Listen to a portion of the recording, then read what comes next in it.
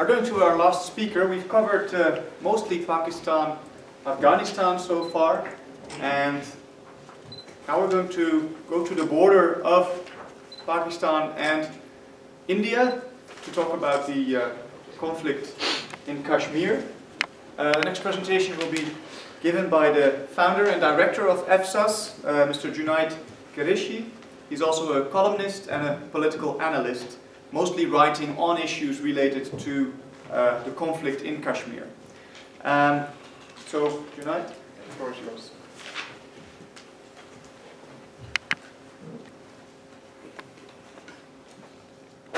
It's always difficult to speak last, but it also gives me a chance to counter everything what was said before me without them countering me. I will start off with a small introduction or presentation about why EFSAS was founded, why we started this, and why we're doing this here at the university. What we have seen is that South Asia is a is a region about which many people in the West do not know, and that's why things are taken for granted, whatever you see in the news, because let's not forget the West, or we all came to know about things like the Taliban after 9/11, whereas Taliban was ruling Afghanistan from the mid-90s. And Dr. Stott talked about it, groups like Lashkar-e-Toiba, Jaish-e-Mohammed, probably none of you have heard ever of, except for Al-Qaeda, maybe now Taliban. So what we wanted to do with EFSAS is we wanted to tell, especially people interested in the West, before something bad happens in the West, because the West, with all due respect, has this tendency of waking up to a problem when the problem hits their door, or when it comes to, the human rights violations in Afghanistan were being done by the Taliban in the mid-90s, but only after 9/11 we woke up to them and wanted to give women equal rights over there. Why not earlier? We are all humans. We all have inalienable rights. It shouldn't take a terrorist attack to wake up to that. And from Mr. Dorothy has spoken about it, that people used to tell her that why do you specialize in studies on Pakistan, on South Asia, why not the Middle East or something else, which is much more known and accepted in the West. But it is very necessary to have people talking about those problems, because we must not forget that South Asia is a very complex region with a shared history among countries. All these countries, I don't know whether we have a map, yeah, here it is now. All these countries in this magnifying glass used to be one. It used to be India. And then, as you all know, it used to be British India 75 years ago. And then it split up into India and Pakistan.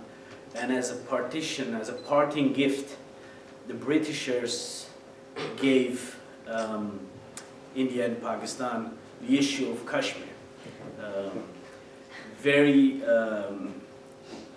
To be very correct, the issue of Jammu and Kashmir, as it is called. And that has been one of the biggest flashpoints between these two countries since 47. Mr. Stott went back to the 80s when terrorism started for South Asia. I would like to go back a bit more, and I would end up in 1947 when terrorism started in South Asia, especially for the people of Kashmir, where I come from, is when to go in history a bit, British India was this whole map, and it was divided on the basis of religion by constituting a country for the Muslims of British India and constituting a country which was based on secular values, which we know as India, and the Muslim country would be Pakistan. Pakistan was much bigger than it is now, because Bangladesh was also part of Pakistan. So it was West and East Pakistan, where predominantly Muslims lived, and India was a secular nation where Muslims, Hindus, Sikhs, and other people to other religions, subscribing to other religion lived. And then you had Kashmir, which was on top between India and Pakistan, and that was a princely state. A princely state was not part of British India, but was ruled by local rulers under the paramountcy of the Queen. So legally, when British India was divided, you were left with a lot of princely states. In this case, 560 plus small and big princely states. Jammu and Kashmir were one of the biggest princely states, and in essence, the princely states had to join India or Pakistan. In theory, they could also remain independent. The ruler of Jammu and Kashmir was a Hindu, and the demographics of Kashmir was majority Muslim, but you also have Buddhists and Hindus. So he was in a fix where to go. Actually, what he wanted is to stay independent in order to keep his rule. And then in 1947 is when terrorism for the people of Kashmir started. Is when tribals from Pakistan, and Dorothy has talked about the Fatah area or the Khyber Pakhtunkhwa, which was called the Northwest Frontier Province until a few years ago, when they, with support from the Pakistani military, invaded Kashmir in order to annex it, which made the ruler of Kashmir go to India asking for help, and eventually acceding to India in order to get his country freed from invaders. It never happened fully. The Indian army came into Kashmir in order to fight the invaders from Pakistan and the army of Pakistan, and due to, you can call it mistakes, I don't know, but international pressure, new establishing countries, India and Pakistan, the issue was taken to the United Nations by the Indian Prime Minister, and the United Nations called for a ceasefire, which divided the princely state of Jammu and Kashmir into a part being administered by Pakistan, a part by India, and even a part by China. So the issue was never settled. And the like what Dorothy explained about the radicalization, the national ethos due to education or the curriculum in Pakistan is that it was established as a victim of atrocities by the bigger country next door, India, or the Hindus on Muslims. And the Pakistani people always felt, in their opinion, they felt vulnerable to their bigger brother, India. And they always wanted, they called the issue of Kashmir as the unfinished agenda of partition, because of the fact that Kashmir is predominantly Muslim. But yeah, you also have an instrument of accession signed by the ruler, so India claims it as their legal part. And then you have the United Nations, which called in a ceasefire. So a ceasefire essentially does not mean a solution to the issue, it means an end to hostilities and fighting. The issue still stays there. So, like Danielle talked about it, and Mr. Stott as well, and Dorothy as well, is that you had this Afghan war in Afghanistan against the Soviets, supported by the West, funded by the West, especially by the Americans, but also by continental Europe, by the Britishers. You saw the picture of Thatcher going to Zia Haq to have tea. After this war was finished or came to an end, Afghanistan was left in abundance of fighters, jihadists, militants, terrorists, and ammunition. So these people needed to be accommodated somewhere. They needed to go somewhere. Otherwise, you would have a problem inside of Afghanistan, and which would spill over to Pakistan as well, which you have now in some ways. So you needed to give them a common enemy, something to fight for, which was, of course, the issue of Kashmir. Acceded to a secular nation, but most of the people there are Hindus, so an issue which was unfinished during partition, predominantly Muslim, so it's the perfect mix to start an insurgency. By what happened in Kashmir in the early 90s, end of 80s, was that this feeling of belonging to a Muslim greater brotherhood was aroused among the population of Kashmir, and youngsters from the Indian part were taken to the Pakistani part of Kashmir and trained in guerrilla tactics, given weapons. The trainings Mrs. Stott described in that email. You have different kind of trainings, 2 weeks, 2 months, 3 months. Then you have special courses to make you go back and fight Indian rule in Kashmir. So eventually, what I wanted to explain by this short history is that how terrorism can actually jeopardize genuine political grievances. A genuine political grievance of the people of Kashmir is that their land is divided. It is a genuine political grievance that half of their land, or almost half of their land, is still in enemy hands and is controlled by Pakistan. So these are genuine political grievances which Kashmiri people need to address, and which India needs to address, and now of course also China and Pakistan. But terrorism changed that altogether.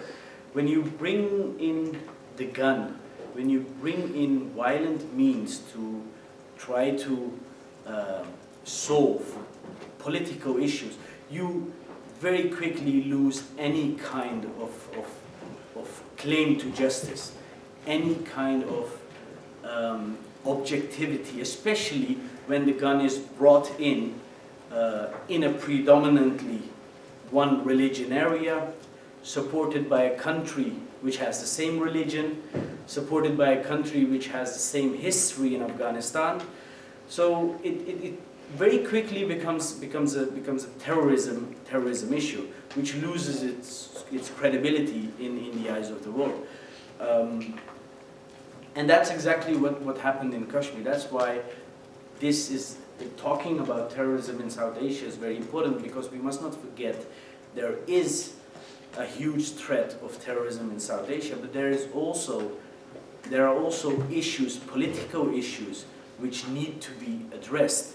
There is this issue in Balochistan, inside of Pakistan, which some may call a freedom struggle, some may call terrorism.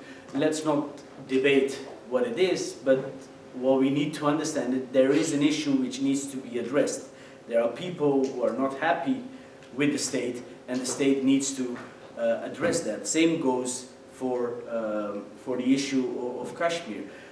Whenever we hear in the West about Kashmir, we only hear about the Indian administered part, because there is where terrorism is very present. We have never heard about, I think most of you, if I would say Kashmir, would identify it with the nice Pashmina wool, which is called Kashmir in the West. But Kashmir there's an area which is under administration of China. There's an area which is under administration of Pakistan. We never hear about that. Why? Because there is no terrorism there. Because terrorism is exported from mainland Pakistan and Pakistan administered Kashmir to the Indian side. Why? Because in the valley of Kashmir, predominantly now around 99% of the people who live there are Muslims. So an issue, a political issue, turned into a religious issue, and then a religious issue very quickly with the developments in the rest of the world made into a terrorism issue, which has only hurted the people of Kashmir actually. Pakistan never started or introduced the gun in Indian administered Kashmir. By my belief and whatever I've read and researched about it, that was not at all related to Kashmir. It was never intended to annex Kashmir. It was mainly intended to keep India busy in the valley of Kashmir, to arouse the sentiments of Muslims. I think it was Al-Haq or some other ruler who said, bleeding India by 1,000 cuts. And in between it were the people of Kashmir who acted as sacrificial lambs because their feelings or their religious feelings were aroused. So that's a small introduction. So how do you move forward from that? It's very encouraging to note that you have this Moscow format of talks with the Taliban, in which America actually is not directly involved, but indirectly they want someone else to do the talking because officially America does not talk to terrorists. Which was very different during the Afghan war against the Soviets, but that aside. An issue which we shouldn't forget here is that the Taliban has not yet denounced violence in all its forms. It still subscribes to a violent ideology supported by guns. The same goes for, it's very encouraging to see, for example, the mainstreaming of violent actors, of terrorists. It happened in Northern Ireland at some point of time. And you see it now in Pakistan, you see it happening now as well, with the Lashkar-e-Toiba and other actors of violent, radical, militant terrorist groups the state trying to mainstream them into electoral politics. Again, what we shouldn't forget there, that these groups have not denounced violence. They still have terrorist camps running, they give trainings, they give psychological trainings, they indoctrinate. But why do states do that? Why in this instance is for example, the Pakistani state trying to mainstream these players? Because they don't hurt the state of Pakistan. They're fighting against an external perceived enemy, which the state of Pakistan considers its strategic asset, like was said here before, the differentiation between good and bad terrorists. Because they are not trying to mainstream the Tehrik-e-Taliban Pakistan, the TTP. Why? Because the TTP is fighting the Pakistani government because of their own differences with it, or mostly because of the fact that the Pakistani government tied up with the West, which they were not happy about. So, in order to get an issue settled, because issues provide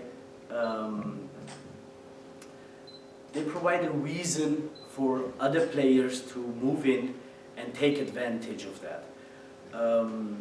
In order to get an issue like Kashmir settled, which is longing for 70 years, the main objective, the first objective should be to have a halt to terrorism, because only in an atmosphere of peace and tranquility can one have talks. If I am going to start having demands and initiate talks with one of you with a gun in my hand, you have no option then to agree or to die. And so the halt to to violent means is the prerequisite of any talks which can have a long-term effect in the region. And once that happens, one can move towards cooperation in different fields. You know, there are materials which India imports from various places, which they can get much cheaper from Pakistan and vice versa. Why? Because of these issues between them. And initially it started off with the Kashmir issue, now it has become a terrorist issue. The claim of India for the last so many years has been, we are willing to talk, first terrorism needs to be stopped. And we were talking last evening when we were having dinner, what if there is another Mumbai attack like in 2008? What if again 160, 170 people are killed, orchestrated in Pakistan, the soil of Pakistan, used by terrorist organizations, supported by intelligence agencies, and then in an Indian city like Mumbai, 160 people are killed. They were close to a war 10 years ago. If it would happen today, I would say there's a big chance that there is a war. And when there is a war, both are nuclear powers. So it's much closer to us than we think it is. And then you have a big country there also, like China, so which is also involved in the Kashmir issue because of having around, what is it, 17% of the landmass of Kashmir. So in order to get the solution, the first thing is we need to put on hold to violence and terrorism, and then we come to the presentation given by Dorothy. We need to understand what radicalization is. A radical person is not yet a terrorist.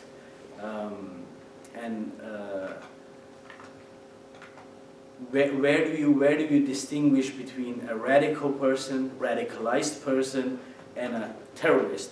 And we have different definitions. In South Asia, it's perfectly normal to have a radicalized appearance. Here in the West, people would very quickly associate that with being a radical, being a terrorist, although it's the nature. The national ethos of the country is much different than the national ethos of Western Europe. So first of all, we need to understand that we are not going to de-radicalize people if we don't understand the differences of levels of radicalization, which we in the West maintain and which they have in South Asia. In South Asia, religion is a big part of a person's life. South Asians have, South Asia was divided on the basis of religion, so what have you more? South Asians have this tendency of wearing religion on their sleeves. It is something they are proud of. It is something they want to be associated with. While in the West, we never talk about what one's religion is. If you become friends with someone here, it's about their names, where they come from, where they live, what they study. We never ask, what's your religion? In South Asia, this is one of the first questions you ask. So those differences need to be understood, and this is one of the endeavors which we try to do with an organization like EFSAS, is to educate, or try to educate, people in the West that in order to understand South Asia, you'll have to look at it not from a Western viewpoint. You have to understand the various complexities, the various sensitivities, the shared history, the shared animosity, the shared differences of these countries and these people, the languages, in order to understand how you can maybe start managing the issues there and then look towards solutions in the region. Because I can, like Mr. Stott said, Europe has been very lucky that there hasn't been a big terrorist attack like 9/11 in Europe since so many years, but it's a ticking time bomb, and instead of starting to look at these areas, these issues, when someone from South Asia blows himself up here in Europe, maybe we can start looking at them and try to understand them now beforehand and try to work towards some mutual understanding and facilitate cooperation between countries over there so that they contribute to a better, more peaceful and more stable rest of the world, including that region. I would like to end here because I assume you have been listening now for almost 1.5 hours. Maybe we can have a nice debate and a discussion on anything you have, and after that we'll meet each other at the reception. Thank you.